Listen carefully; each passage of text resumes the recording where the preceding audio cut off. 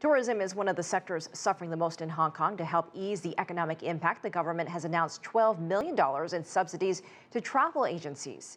CGTN's He Weiwei has more.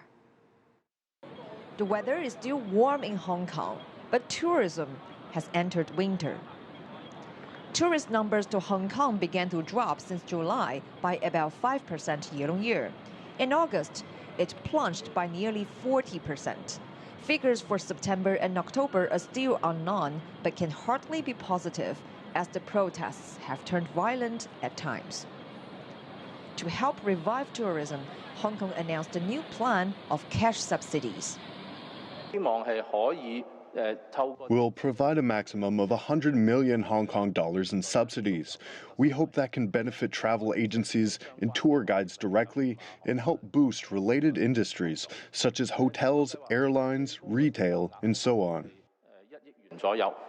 Under the plan, each travel agency will be offered a cash incentive of 120 Hong Kong dollars or $15 per inbound tourist staying overnight, and 100 Hong Kong dollars per outbound tourist.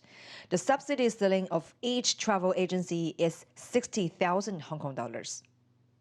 The scheme is expected to start in November and run until March next year.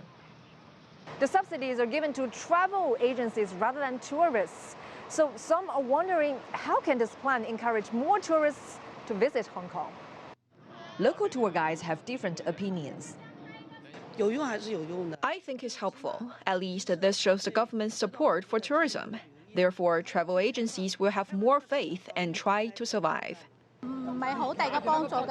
It won't help much. Tourists are more concerned about the safety in Hong Kong. That's the major problem. Is it safe to visit Hong Kong these days? Here's what some tourists say. My parents worry a lot about my safety here, given the chaos in Hong Kong. They warn me not to go to crowded places or where protests usually happen. Many agree that the key to revive Hong Kong's tourism is not more money, but the restoration of peace and order as soon as possible.